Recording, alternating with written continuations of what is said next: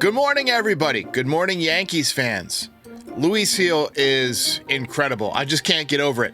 He might be the best Yankees pitcher that I've seen since Steve Nebraska in 1994. Want to throw. Where did that come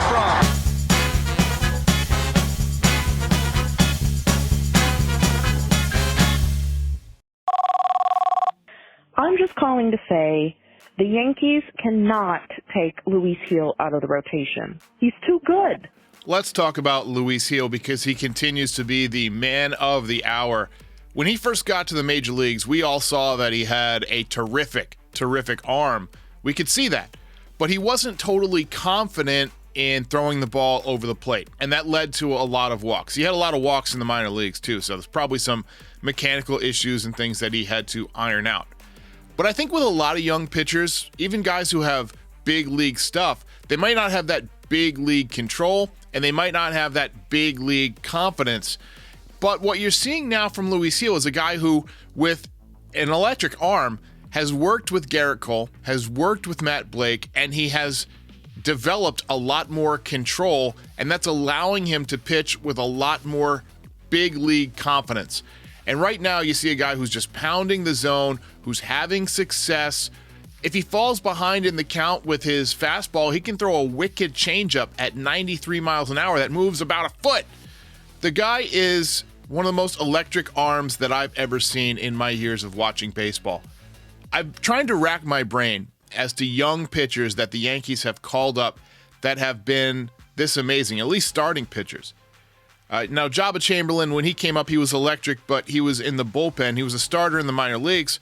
But even when he became a full-time starter, he was okay, but he wasn't dominating the way Luis Gil is dominating. Phil Hughes struggled out of the gate. He never really had that dominant season. He was 10-1 at one point in one season, but his ERA was high. He ended up, I believe, like 18-8, something like that. A lot of the young pitchers that the Yankees have developed that have turned out to be pretty good, guys like Andy Pettitte, are control pitchers, guys who, mix speeds and mix locations. Luis Gil looks like Nolan Ryan. That's the kind of fastball he's got. It sits at 97, 98 miles an hour. He can touch triple digits, and he's developing a nasty hook. He's got a nasty changeup, and the more he has success, the more confident he's going to become. I don't know how you take this guy out of the rotation, but look, they want to keep him healthy. You want to have him as a weapon for the playoffs. I'm glad I'm not the guy who's going to have to make that decision because, when Gerrit Cole comes back, as somebody messaged last night, what if this guy's 10-1 with a 1.7 ERA? What do? How do you take him out of the rotation? It's going to be very difficult, but thanks for the call. Hey, Derek, this is Brian. Man, we got lucky to squeak that one out last night. Another nail biter. Man, over the past, what is it now, probably 3 games or so, it just seems like we're making a bunch of little silly mistakes that if we clean those up, it wouldn't even be this close. I mean, we gotta tighten up the base running, tighten up silly errors in the field, and in my opinion, this could just be my opinion, but I think we let guys off the hook way too much when we're putting pressure on them offensively, and we'll go up and swing at the first pitch, either pop one out weakly like we did with Stan last night, or Stan's also known for swinging at the first pitch and hitting a piss missile into the dirt and a double play. I think we got to work these pitchers more when we get bases loaded and everything. Stop going up there and giving them an easy out swinging at the first pitch. Yeah, it's interesting because they walked 6 times last night against the starting pitcher, Tyler Anderson, but couldn't make him pay. It's like they're working enough to put runners on base, but once the runner's on base, they're trying to do too much. And that's something that over the course of the season, just the ebbs and flows of the season, little things like that happen. I'm more concerned about defense. There's been too many defensive issues this year, especially Anthony Rizzo. Now, having Gleyber Torres at second base, he's mostly in there for his offense. The metrics will say he's been above average as a second baseman. I don't buy it. Volpe, obviously gold glove caliber, maybe platinum glove. this year. And now that you got DJ LeMahieu back at third base, the left side of the infield should be good. Not that Oswaldo or John Birdie was doing a terrible job. Birdie's throws weren't great, and Oswaldo, metrics don't love him as a third baseman, but I'll still take DJ at third base over Oswaldo defensively. But the right side of the infield needs to improve a lot. The outfield has been great. You look at Verdugo, the plays he's made the last several days. He leads American League left fielders in defensive runs saved. But Judge getting better in center field, Soto having a good year in right. It's really the right side of the infield that bothers me more. I'm not super concerned about the offense. I think the offense will come around. Stanton, this is the type of player he is. He'll go through those streaks where he's unstoppable, like you're seeing on the screen right now, and then he'll have times where he swings at pitches that are a foot and a half off the plate.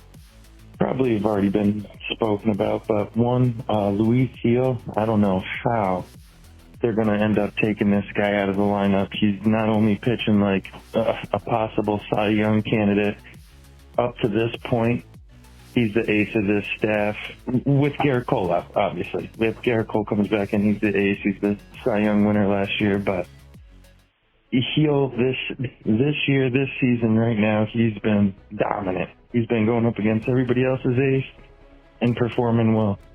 The other thing I wanted to just say real quick, I've noticed that's kind of been bothering me a little bit is what's going on with the umpires all of a sudden. Seems like a lot of times they're trying to show up either players or, Booney or any manager really for that matter when they go out and say something. These guys should be, letting them air their grievances instead of making it about them. So 2 things here. You brought up a really great point about Luis Gil is that he's pitched against other teams' aces and he's done really good. He outpitched Corbin Burns. He outpitched Luis Castillo. So that's something to make note of. And with the umpires, look, the umpires are always a problem.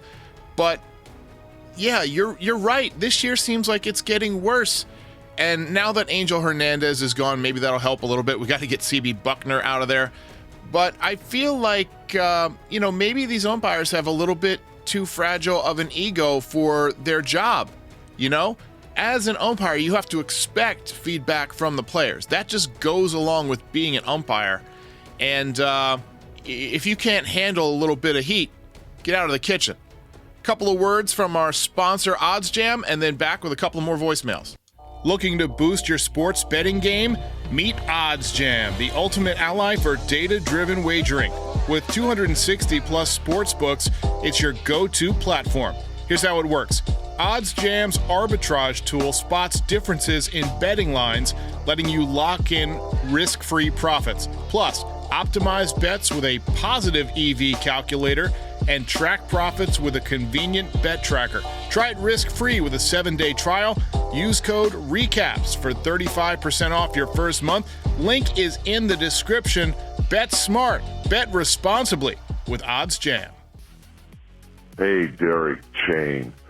On last night's program, you mentioned how the new stat geniuses tell you stuff like batting averages don't matter, hits don't matter, and ever since the new stat geniuses have taken over baseball, I have argued the point, and it finally dawned on me tonight that they're right.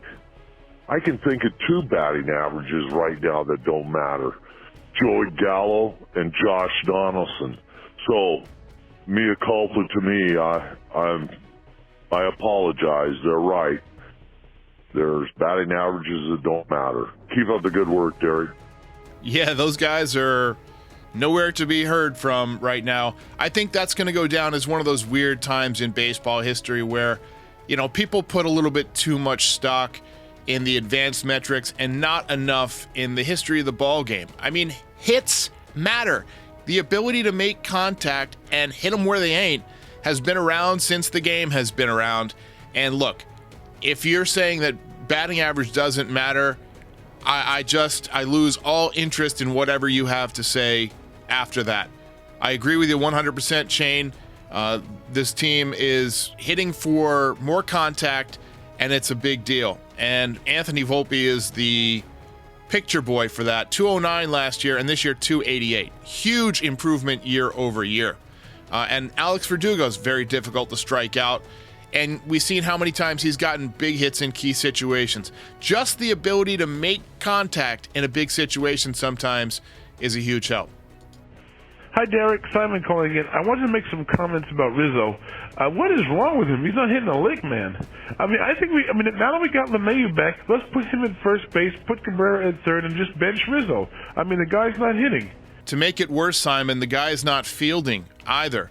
Now, look, Rizzo is a veteran. He's in his mid-30s now. And when you get to this age, you always have to start to wonder, is it just time? Is it a slump, or is he beginning to decline? And he's always been a guy who starts out strong for the Yankees and then fades a little bit. Even when he got traded here mid-season, he got off to that great start and then kind of struggled down the stretch. Look, I like Anthony Rizzo as a player. I think when he's on his game, he's an extremely important player to the Yankees. But the longer these slumps last and the longer these defensive issues last, it makes me wonder, do the Yankees have a backup plan? Now, DJ LeMahieu could be the backup plan, but then you'd be losing a big left-handed bat. So the Yankees are not in a good position there. Honestly, it might not be a bad idea to go out and see if you can get a good, young, left-handed first base prospect. I know there's been some talk about Ben Rice. To me, he's a little bit old to be a prospect. I don't know. Austin Wells is too good of a defensive catcher right now to move him over. I think, though, he's got the swing. I think if you give Austin Wells regular at-bats, he would be a very good first baseman. There's been some talk about Aaron Judge possibly moving to first, but definitely not during the regular season. But eventually, to save his toe in a couple of years, a lot of players move to first base late in their career, so that's not that unusual, but I could see that happening, especially if they bring back Juan Soto. But yeah, we got to get Rizzo going, man. I appreciate the call, Simon. All right, guys, we'll talk to you after tonight's game. Thanks for all your calls, and I will catch you next time.